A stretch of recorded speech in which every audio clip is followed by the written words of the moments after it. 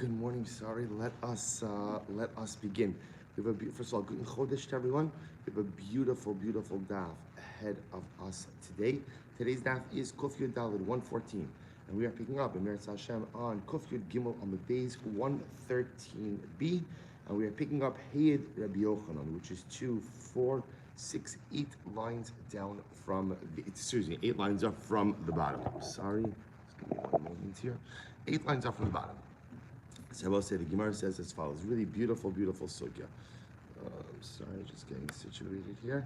Okay, Heyid Rabbi Yochanan. So remember again, just to reorient ourselves a little bit, Rabbi Yochanan said in the Mishnah, Ala chareshes shesia avia shiyotze beget. That a chareshes, a woman who is deaf mute, whose father married her off, so she has the ability to go ahead and leave a marriage through a get. Now remember again, well, just to explain this case. This particular case is, this is a girl whose father is marrying her off. Therefore, again, it's Kiddushay Da'oraisa. And therefore, again, Rabbi Yochanan ben Gudguda says that should she and her husband choose to divorce, or should her husband choose to go ahead and divorce her, halacha l'maisa, ultimately, again, she gets divorced with a get. So, good. That was Rabbi Yochanan ben Gudguda. So it says the Gemara. Based on the statement of Rabbi Yochanan ben Gudguda, Amar le'edim re'u get zeh shani nosei, va'amar la kinsi shtar chov zeh. Very interesting case. Let's say a man is divorcing his wife, and he says to the witnesses, "See this get that I'm about to give to my wife. This is the get I'm about to give to my wife." But what? Va'amar la. But yet, when he gives her the document, he says to her, "Kinsi shtar chov zeh."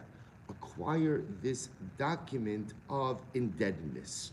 Acquire this loan document. So we'll say, what's happening in this case?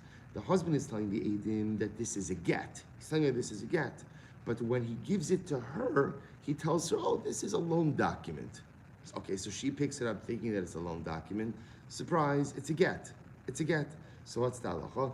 Harez migureshas. Ultimately, again, she is migureshas, i.e. the get works, even though when she received it, at the end of the day, she thought she was receiving a loan document. Now it turns out that she got a get, to which the Gemara says, Mila Rabbi Yochanan ben Gudguda, lo ba'inan daita, hachanami lo ba'inan daita. So I will say, what is this based on? Well, this is based on the fact that when a woman receives her get, you don't need her das, you don't need her consent, and you don't need her intent. Just like Rabbi Yochanan ben Gudguda said, that halacha l'maisa, a father goes ahead and marries off his daughter, right? He can go ahead and be makabel a get on her behalf, meaning that there need not be das on behalf of the woman when it comes to the get. So therefore, again, same idea.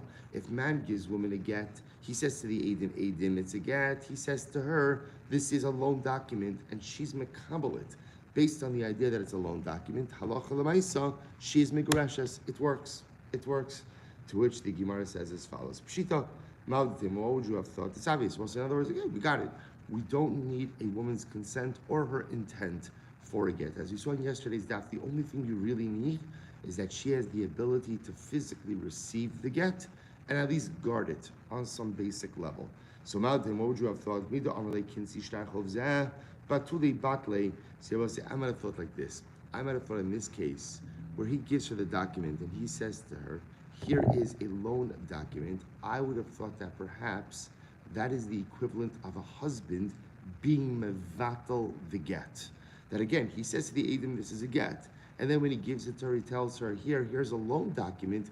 I might have thought that what's really happening over here, the husband himself is being mevatel the get. He's negating the get. Kamash malon though. So no, because the Gemara says if he was being mevatel the get, which a husband does have the ability to do, technically speaking, the husband before the husband gives the wife a get, he has the ability, even though he wrote it and even though he told witnesses he's going to give a get, if he has not yet given it to her, he has the ability to nullify it. To which the Gemara says, because if he was going to nullify it, he would have said that to the witnesses. In other words, he wouldn't have said to the witnesses, I'm giving my wife a get, if it was his intention to be mevatel the get.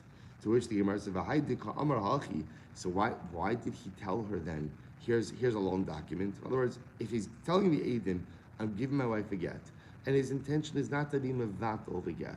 So then why is it that when he hands it over to the Eidim, he said, when he hands it over to his wife, or to his soon-to-be ex-wife, he says, oh, this is a loan document, to which the Gemara says, Machmas kisufa hudika amarlo. He's embarrassed. He's embarrassed. For whatever the reason, he's embarrassed to give his wife a get. Maybe he's embarrassed for her, he's embarrassed for the witnesses, whatever it might be. And therefore, in order to, minimize his embarrassment, he goes ahead and he tells her, here, this is a loan document. But Allah the takeaway from this, based on Rabbi Yochanan ben Gudguda in our Mishnah, is that you don't have to have a woman's das when you go ahead and give her get. To the point, ultimately, again, that if she thinks that she is receiving a loan document, but instead the husband goes in and gives her a get, halacha lemaisa, the get is effective. Rabbi Yitzchak bar Bisna, irkusulei maftechei debei midrasha b'shos harabim b'shapsa. It was a very interesting case. Rabbi Yitzchak bar Bisna lost ultimately, again, Beis Din is not obligated to separate him from this. Now, I will say, we're going to get into this sugya now, and this is really quite fascinating. Here's the fundamental shaila.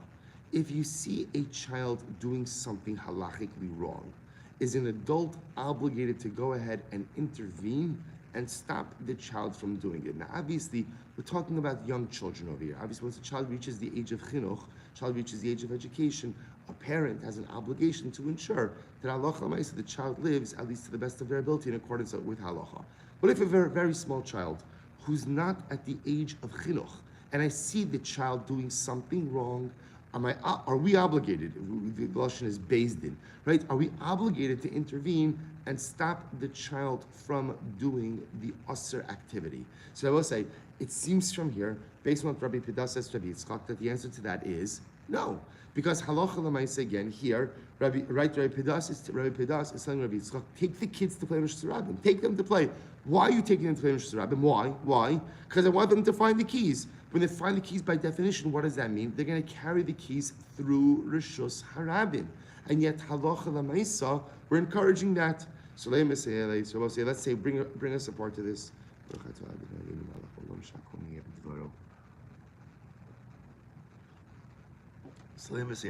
Let's bring a support to this. Lo yomar adam latinok haveli mafteach haveli chosam. Supposed to listen to this. A person should not go ahead and tell a child on Shabbos, bring me a key or bring me a seal, if by definition this will require the child to carry it through Rishus Harabim, a public domain. Ella manicho tolesh manicho zorek. So we'll say, but rather what? You can go ahead and leave it, and if the child uproots it, or he leaves it, or he throws it. What does this mean? Amar Abaye, tolesh. So we'll say the idea over here is, so we'll define that phrase in just a moment. Ella manicho tolesh manicho zorek. You can leave it. If the kid uproots it, he uproots it. You can leave it. If the kid throws it, he throws it. So I will say, once again, what does this sound like?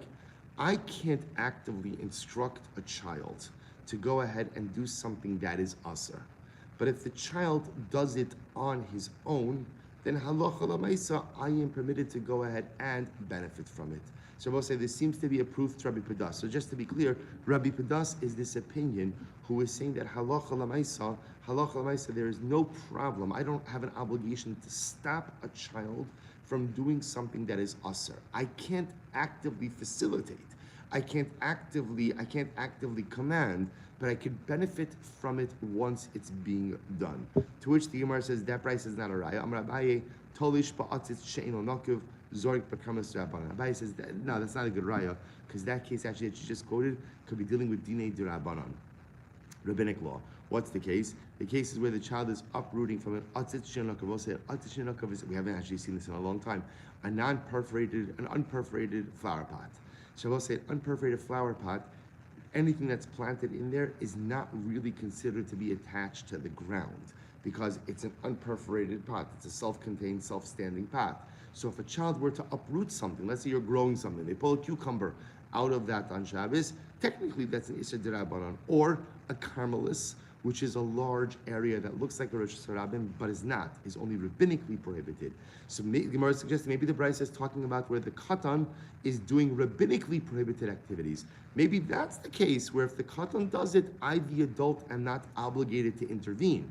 But perhaps in a Da'araisa case, I would be obligated to intervene. So we'll say, let's go weiter. We're gonna talk about this more. So we'll say this is a very riveting sugya.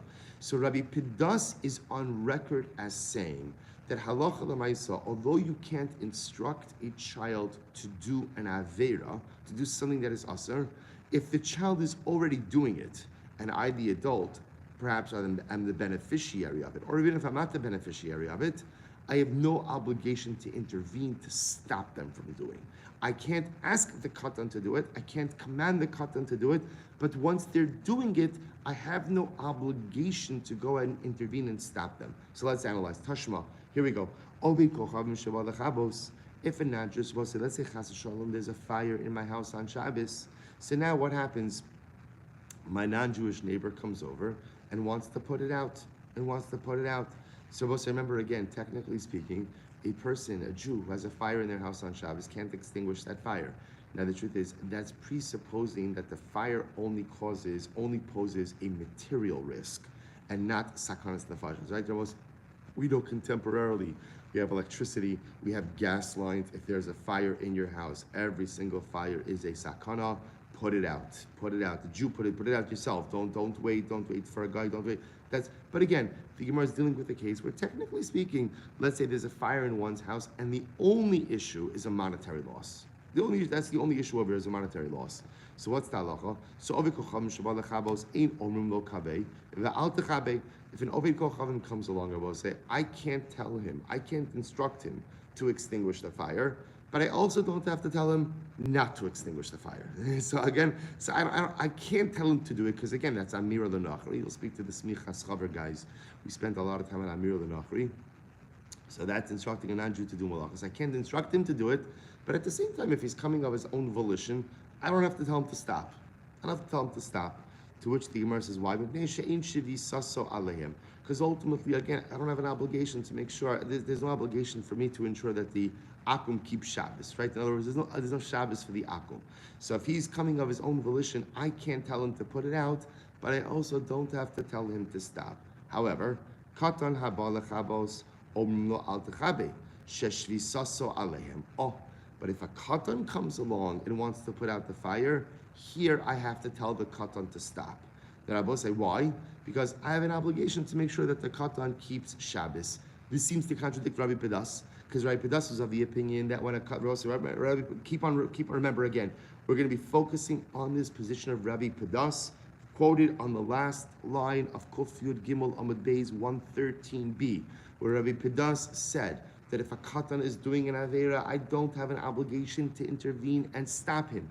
Yet here the Gemara explicitly says, if the katan comes to put out the fire on Shabbos, I have an obligation to stop him. Why? Because again, I have to make sure the katan keeps Shabbos. I'm Rabbi Yochanan, no, it's a different case. Ba'osa al das aviv. We'll say, what's the case over there? When the kid shows up, he's putting out the fire. Why? Because he knows his father wants him to do it. He knows his father wants. Look at Rashi. But third line from the top of Rashi, Ba'osa al das aviv, shatino tzofe ba'aviv. The child is looking at his father. The roa shenuach lo bekach, and the child sees that his father wants him to put out the fire. Va'aviv omeid alav, and the father is standing there. The Gemara says, "Dahavi kilu hu mitzaveu lasos." It's as if the father is commanding his son to do this. So Rabbi say, this is incredible. First of all, what are you sowed? What's the case over here? The katan is coming to put out the fire. Why is he putting out the fire? Because he knows that this is what his father wants him to do. And ultimately, again, the father is standing there. So this is a case where the child is acting because he believes that this is what the parent wants them to do. If the child is doing this because this is what he believes the parent wants him to do, then what? It's as if the parent is instructing him. And even Rabbi Pedas agrees that you can't instruct a katan to do malacha. If the katan does it of his own volition, you don't have to stop him, but you can't instruct him. We'll say that's the case. I'll point out over here something so incredibly beautiful. And I will say, if you look at the Lashon of Rashi, Rashi says over here, Shatino tzofe ba'aviv The tinok, the child, is looking at his father and he sees that my father wants me to put out the fire. Both saying, what does a child want more than anything? What does a child want more than anything? A child wants to please his father.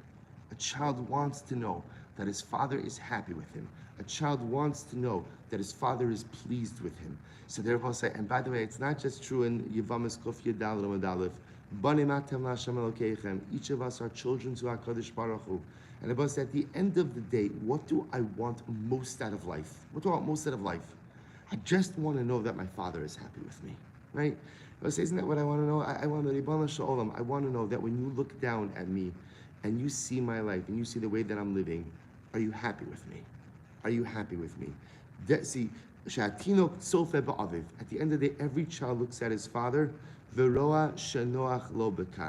I just want to see, when I look at my father, is my father happy with the person I have become? Is my father happy with the decisions I'm making? Is my father happy with what I am doing in life? Absolutely incredible. So therefore, Rabbi said, the Gemara says it's not a good raya, because again, here, it's as if the child is explicitly being instructed by the father. To which the Gemara said, the kavase gabi ovi kocham the osadasi so mishari.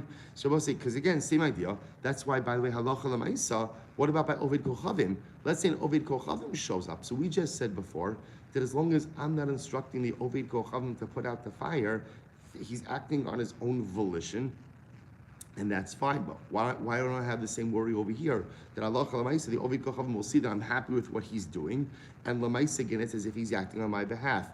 To which the Gemara says, no. Ovid Kochavim adaite denafshe Ovid. I will say again, without getting into all of the halachos of Amira Lenachri, which again, you'll speak to the Smichas Chaver Chavra, we learned this already. We assume that unless explicitly instructed, the Ovid Kochavim is operating for his own benefits. Whether he knows he's going to get, Rashi says over here, Afilu below Yedias, he saw Ovid Kochavim is Kavin Lanosa Shidei Sheifel Schar. See, the Ovid Kochavim knows at the end of the day, when he puts out that fire in a Yiddish home, in a Jewish home, what's going to happen? He's going to get some nice reward at the end of the day. Therefore, halacha l'maisa, what he does for his own benefit. Okay, Tashma. So we'll say, let's get back focused. We're still focused on one central idea. Rabbi Pidas said, Katan ochel nevelos ein beis mitzuven lafrisho.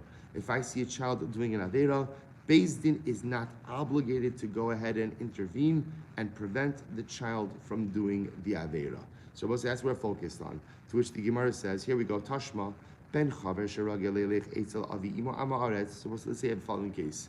You have a chaver. We'll call him Yaakov. Yaakov is a chaver. Chaver means he's a Talmid Chacham, very careful with Trumas and Maasros.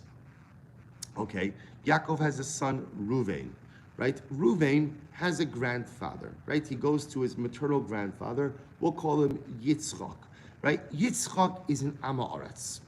Yitzchak is an Amaretz, which means that he is not careful in Trumas and Maasros. So we'll say, so now you have the grandson, Ruvain, going to his grandfather, Yitzchak. Now what happens? So the halacha is that he can go, in choshishin shemayachi lenu dvarim she'ena mitukanim. You don't have to worry, since Yitzchak, the grandfather, knows, it's just that the grandfather knows that his grandson, right, his son-in-law and his grandson are cared for Trumas and Maasros. So Yitzchak is going to make sure to have the kosher food. You know, he's going to make sure that when he serves his grandson food, that he's going to serve him food that's properly tithed. So watch this. Matzah bi'ado peiros ein zakok. They will say, what happens if little Reuven comes home and his father Yitzchak finds that there are peiros, right? That ultimately, again, that there's fruit in his hand. So I will say, we don't have to worry. You don't have to take away the fruit from Reuven out of concern that maybe it's untithed produce. So we'll say, what do you see from here? Chances are most produce is not tithed. And yet you see now Reuven, this kid, has potentially untithed produce. The Gemara says we're not obligated to step in and take out the produce away from him. So we'll say this seems to support Rabbi Pedas, because again, here you have a child potentially engaging in illegal activity, right, sinful activity, and yet halacha is you don't have to stop him from doing so. To which the Gemara says, not a geraya, Amar Rabbi Yochanan b'demai akilu. So we'll say, no, it could be that this is a case of demai. We'll say, remember again, what's demai? Demai is the produce of an amaretz. So the halacha is we make you retithe that produce, but that's only a din d'Rabbanan. Midaraisa, one is not obligated to do so. The Rabbanon, we tell you to tithe it again. So once again, what do we see over here? That you could be makel with the cotton with the Rabbanon, but that doesn't tell me I can be makel with the cotton with the Daraisa. Ela taima de demaihu havadai by the surei. So I will say it's only because it's demai. But if I knew for sure that Allah the cotton was holding untithed produce, real tavel, I would not just be able to allow him to eat it, but rather again I would be obligated to go ahead and retithe it. Rabbi Yochanan says, "Ba'ose al das aviv." But Rabbi Yochanan himself said in the previous case, "Ba'ose al das aviv." So I will say it's interesting. In the previous case, Rabbi Yochanan said we're talking about a katan, ultimately again, who came to put out the fire, and he was doing it because he knew his father wanted to. So there it's aser. There it's aser. Here we're saying that halacha l'maisa, you don't have to take away the produce from it because you could just assume it's demai. So what's going on over here? Either Rabbi Yochanan sapuki misapkele. I will say here's very interesting. Rabbi Yochanan himself wasn't sure about the halacha. Do we follow Rabbi Pedas or don't we follow Rabbi Pedas? And therefore again, kai hachamatri, kai hachamatri. Essentially, Rabbi Yochanan just tries to upschlag, just tries to refute every single proof. But his personal position ultimately, again, is not clear. So I will say, so again, we're still exactly where we were. We have a statement of Rabbi Pedas. What's the statement of Rabbi Pedas? That halacha l'maisa, if you go ahead and you see a child committing an avera, Beis Din is not obligated, meaning adults aren't obligated to intervene and prevent him from doing so. That's all. You can let him do his thing, and probably not only that, even if I'm going to be the beneficiary of that avera, I'm still allowed to let him do it. I can't instruct him to do it, and I can't go ahead and, non-verbally communicate to him that this is what I want him to do. And if it's clear that the kid is doing this on my behalf, I have to shut that down. So we're trying to see, is Rabbi Pedas correct or incorrect? So Tashma, here we go. Ben chaver kohen shragalelech etzel avi imo kohen ama aretz. So I'll say if you have the son of a kohen, right, who's a chaver, which means this is a kohen once again who is very careful with tuman tara, very careful with all of the halachos, and this right, but yet the kohen has a father-in-law who is also a kohen who's an ama aretz. So the grandson could go to his grandfather who is a kohen ama aretz. And in Choshishin Shema Yachidana Truma Tmeya. We're not concerned that because the grandfather is an Amoretz, that he's going to come to feed his grandson Truma Tmeya. On the other hand, Matzah Biyado Peros, similarly again, if you go ahead and, let's say the grandson comes back, and now you find Peros in the grandson's hand, Ein Zakuklo, you don't have to take away the produce from him, and you need not be concerned that halacha l'maisa, maybe it's truma tamer or something else. So I will say once again, this seems to support Rabbi Pedas, to which the Gemara says no, but truma d'Rabbanan. We could be talking about truma d'Rabbanan, and therefore I will say everyone agrees that when it comes to an isser d'Rabbanan, for sure there's no need to go ahead and separate the child from performing that. So still, let's go back there. Tashma, yonek tinok v'holech. Supposed to listen to this. A tinok is a very young child, could go ahead and nurse me'ovedes kochavim from a non-Jewish woman, me'behemoth tameh from a non-Jewish animal, ve'in choshishin biyonek sheketz. And I will say, and we're not concerned that the child is nursing from an impure source.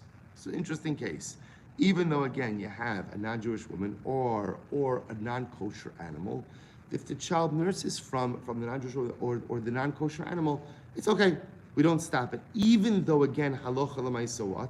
These are quote-unquote non-kosher sources. However, v'lo yachilenu nevelos trefas shkatzim v'ramasim. However, but halacha l'maisa, you can't actively feed the child something not kosher. So if the child goes on his own and nurses from the non-Jewish woman, nurses from the non-kosher animal, you don't have to stop it. But l'maisa, you can't actively feed the child something not kosher. Umikulan yonek mehem. And I will say you can nurse from any of these, right, either non-Jewish women or non-kosher animals, even on Shabbos. Even on Shabbos. I will say we're going to see that halacha l'maisa, so especially nursing from an animal on Shabbos, could be problematic. The Isser of Dash, of Mefarik. We'll get into this in just a moment. Ubegadol, so we'll say in this case, Gadol doesn't mean an adult like it normally means. In this case, Gadol means an older child. That whereas a katan in this case, Tinok, means a baby, so Gadol means like a toddler. Someone a little bit older. Ubegadol aser, but a Gadol ultimately, again, these things will be aser. Again, we'll see what that means in just a moment. Abba Shal says, Abba Shal said, we used to drink straight from the animal, right? Straight from the udder of the animal on Yom Tiv. Okay, we'll have to see what exactly is going on over there, right? But we'll come back to that case. So the Gemara says as follows. So the Katani Miha, so we'll say, what's our takeaway from this? In other words, what do I get from this Gemara? Katani Miha, Ein Choshishin Biyonek Sheketz. So we'll say, but what do you see from here? That if the child goes over to a non-Jewish woman and nurses, or more better for us, the child goes over to a non-kosher animal and nurses from the non-kosher animal, then Allah Khamais, you don't have to stop him. So what do you see from here? We'll say that's an Issur D'Oraisa. Issur D'Oraisa, again, eating non-kosher. So again, yet you don't have to stop the child. You don't have to stop the child. It seems to support Rabbi Pidas. To which the Gemara says, no. Hasam Mishum Sakana. That's different. We're talking about a baby who needs to drink, who needs to eat.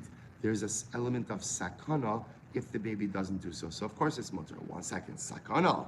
If that's the case, we're talking about sakana, then halacha l'maisi, even an older child should be permitted. We'll say something very interesting. Here's the difference. Gadol by umdina. So the Gemara says, here's the difference. A gadol, before you go ahead and you let a toddler eat something not kosher, you need a umdina.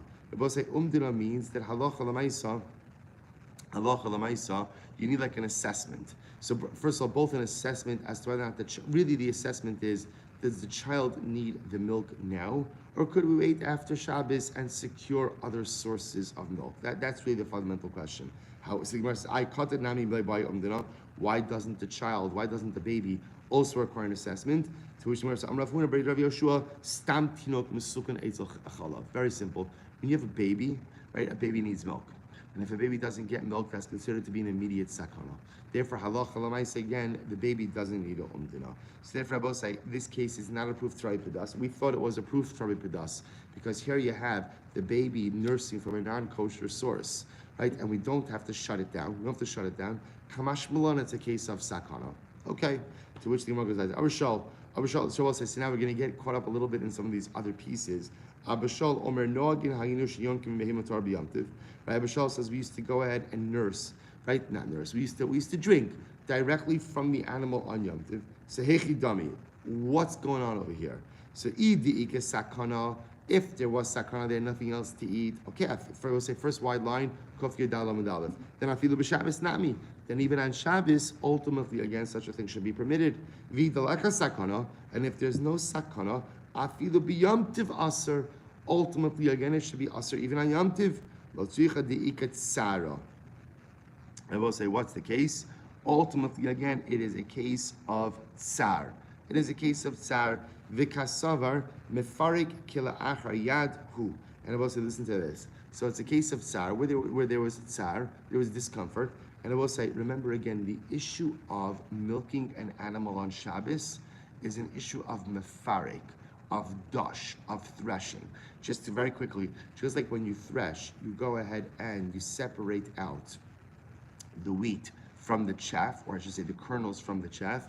So the act of removing milk from the animal is considered to be dash, considered to be threshing.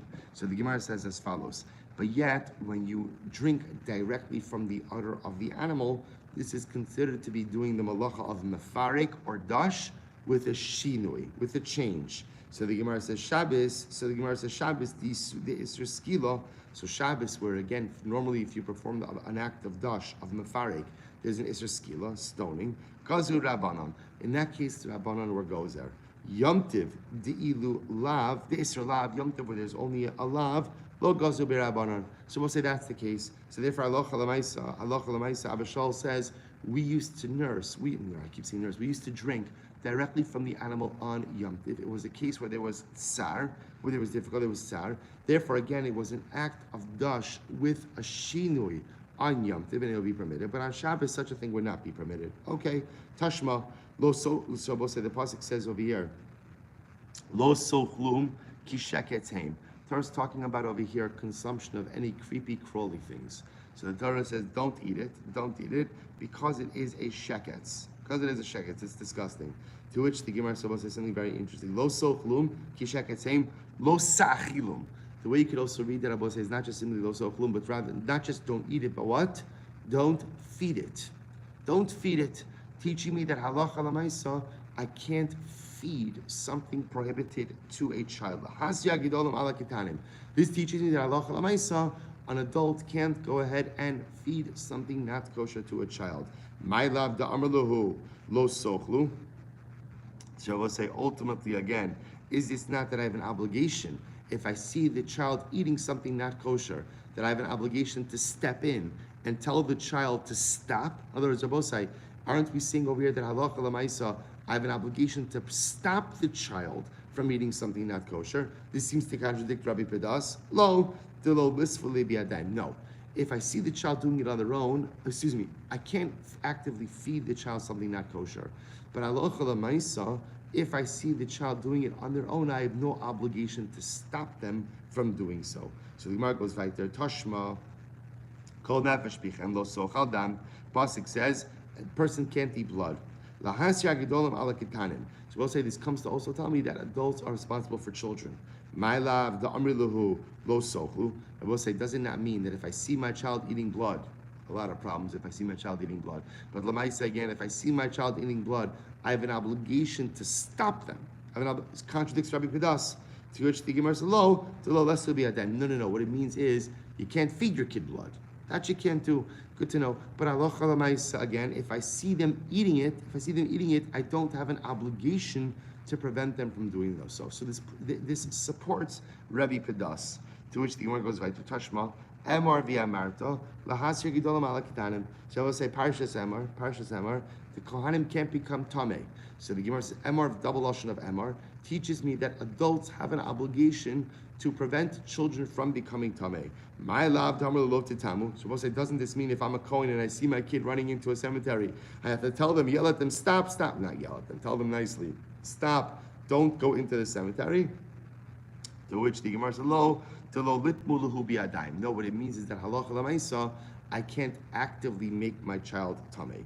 But I will say, so therefore again, it turns out, that we have three different halachas over here.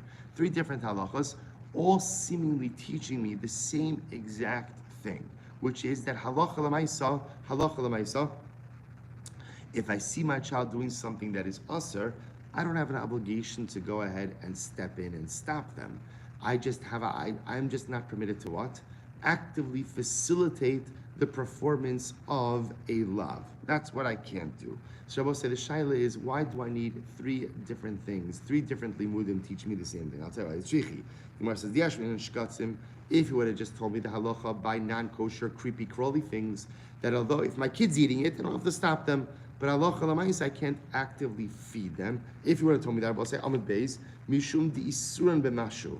Because I will say, here's the difference, is that ultimately, again, when it comes to shkatzim, ultimately, remember, even the tiniest amount is going to be asar. Aval dam da'ad di'ika revius emolo. But I will say dam, where again, I'm only chayiv for dam if you consume a revius of dam. Perhaps the halacha should not be like this. V'yashu inan dam mishum di'ika kares. If one just said dam, there's an iser kares. Aval shrotzim emolo, but by shrotzim it's a lab, not an iser kares. V'yashu inan hani darti. If one just said these two, mishum di isurin shava. Because ultimately, again, their isra applies to everything. In other words, shkatzim and dam, everyone has the din. Aval tuma, but tuma only applies to kohanim. Emalo. V'yashvin tumas kohanim. Excuse me. If it were just said by tuma by kohanim, shiny mishum deriba bahen mitzvos iseros, because kohanim have a lot of extra mitzvos. Aval hani emalo, but again, maybe by dam and by shkatzim, maybe not. Therefore, tzricha. Therefore, I need all three cases. Rabbi said, but I want to be clear. The common denominator amongst all three cases is what?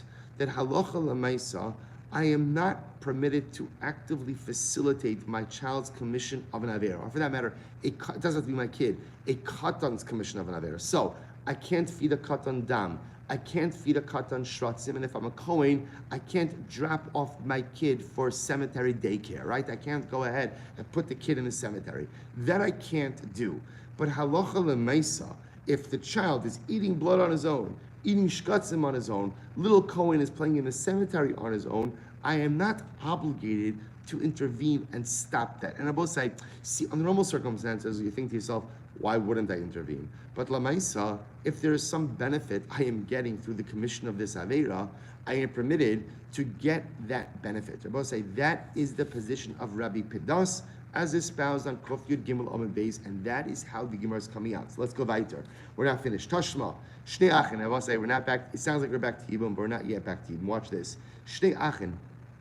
You have two brothers. Echad Pikeach ve'echad Cheresh. One is a Pikeach, one is a Cheresh.